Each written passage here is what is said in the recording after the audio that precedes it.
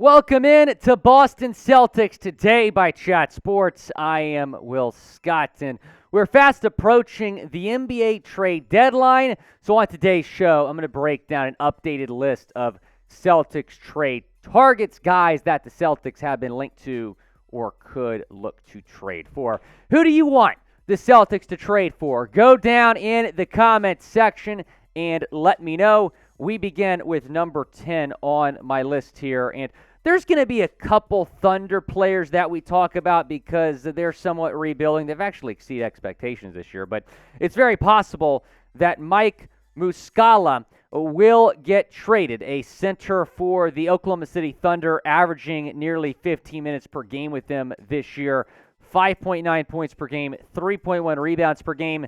The reason he's on my list is because he would be very cheap, and the Celtics will be looking to add some big man depth here at the deadline. Josh Hart is a really interesting name, and the reason that he's number 9 and not a little bit higher is because I don't know how realistic it would be to trade for him. However, he has been in NBA trade rumors. The Blazers not doing awesome right now. They may look to trade him. I will say that Hart last season averaged 13.4 points per game.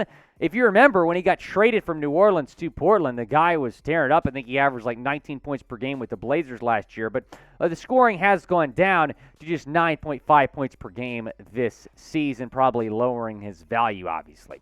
Kenrich Williams, another member of the Oklahoma City Thunder, he's a guy that continues to be linked to Boston. 7.5 points per game this season with Oklahoma City, 4.8 rebounds per game, 54.1% from the floor. I like him. He's physical, adds some depth down low. Mo Bamba would also add some depth down low. And if you're more familiar with the song than the player, I'll tell you about the player. 7.8 points per game, 4.8 rebounds per game, a block per game, shooting nearly 50% from the floor. The numbers aren't as good as last season. He had a really good year in Orlando last year, re-signed with Orlando, but a guy that a lot of people are expecting to be moved at the NBA trade deadline, and I think the move would make a lot of sense for Boston, really needing to add some big man depth here at the deadline. If you want to trade for a shooter, Dougie McBuckets might be that guy. Doug McDermott, one of the better shooters that might be traded here at the deadline. 10.3 points per game this year for McDermott.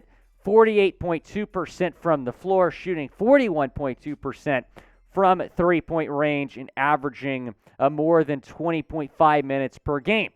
Now, we're going to talk about another Spurs player here in a second. I don't know if it can be a package deal to land both of those guys, but I do really like the idea of adding McDermott to the fold. I know that the Celtics are a little bit guard-heavy, but I don't think it's a bad idea to add a shooter. You can never have enough shooters on a basketball team, obviously.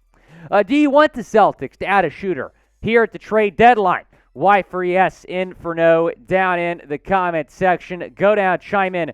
Do the Boston Celtics need to add a shooter here at the deadline? Maybe they'll look to add P.J. Washington, a forward with the Charlotte Hornets. He's having a great year, man. I mean, I look at some guys on the Hornets, I'm like, how are they not a better basketball team? 15.2 points per game, shooting 45% from the floor, 37.2% from three. He's a guy that you could acquire, put at the three, maybe come off the bench. He's a really, really good player. Again, I don't really know how realistic it is to make the trade for him, but he comes in number 5 on my list. He's a guy that has been in some NBA trade rumors. Now, this is one thing we can all agree upon. Jason Tatum is the MVP of the league, and if you don't have a Jason Tatum jersey, what are you waiting on? Go and pick it up. Chatsports.com/Tatum. He's going to win MVP. Get his jersey before he does. Chatsports.com/Tatum. The link is going to be in the comments and the description. We got a great deal for y'all on that, though, so go and check it out. Chatsports.com/Tatum. Y'all remember this guy? Scary Terry Rozier. Celtics legend, some might say, but the Hornets are apparently going to listen to some offers for Rozier at the deadline. This is according to Shams Charania saying that Terry Rozier is going to be on the trade block, and he's been putting up really good numbers this year. Of course, he goes to the Hornets a few years back from Boston and just becomes a really good scorer. He was a really good scorer in Boston as well, but his numbers exploded when he went to Charlotte. 20.8 points per game this year, 5.8 assists per game, 4.2 rebounds per game, shooting 41.2% from the floor. And I would love to bring this guy back. You're talking about a guy that played really well for the Celtics in the first couple of years of his NBA career. He's beloved by Celtics fans. Scary Terry, that was the thing back in the day. Producer Patrick Seaman actually has a Scary Terry shirt that I might need to borrow if the Celtics make this trade. But I would love to bring Rozier back to Boston. I do not think that the price tag is going to be cheap, though. Do you want to bring back Scary Terry? Type B for bring back or type D for don't down in the comment section. I think you'd probably have to include a young player like Paige Pritchard in the Steel and maybe a first-round pick as well. Now, Rozier just signed an extension with the Hornets, so he's under contract for the next 4 years. So on the bright side of that, you're going to have him under contract for a while. The bad side is that makes him a lot more expensive on the trade market. Naz Reid is the exact opposite. He's going to be a free agent after this season. His rookie deal is up, and he is expected to get traded by the Timberwolves. He's having a great year, 10.5 points per game, 4.9 rebounds per game, shooting over 55% from the floor. The LSU product having the best season of his NBA career, and a lot of people believe that he is going to get traded. He continues to get linked to the Celtics. I have said on this channel multiple times that I think he makes a lot of sense for Boston because when you're talking about trading for a center, I don't necessarily think you have to trade for a starting caliber center. Naz Reid is a guy that could come off the bench. If he performs well, maybe you re-sign him when he becomes a free agent. But I really like Naz Reid. It was a little bit surprising that he was not in the Rudy Gobert deal. He stayed in Minnesota. Naz Reid, I've been a big fan of his for a long time, and I think the trade makes a lot of sense for the Celtics. Again, he is expected to get moved here at the deadline. So is Jae Crowder, and he hasn't even played this season. He's sitting out, holding out, waiting for a trade. I think he was hoping a trade would happen by now. It hasn't, but much like Terry Rozier, obviously a guy that we're very familiar with. He was great in his time in Boston a few years back, and I think it makes a heck of a lot of sense to trade for Jae Crowder, bring him back. You need some depth at the 4. I think the trade would be great for the Celtics. Jakob Poeltl, though, has been linked to the Celtics more than any of these guys in the last couple of days, though. The center for the San Antonio Spurs, Jakob Poeltl, Shams Charania is reporting that the Celtics have, quote, significant interest in trading for Poeltl. The Spurs center is set to be a free agent at the conclusion of this season. The Spurs apparently want him in their long-term plans, but they also don't want to risk him getting away for nothing in free agency. Jared Weiss said this. He covers the Celtics for The Athletic.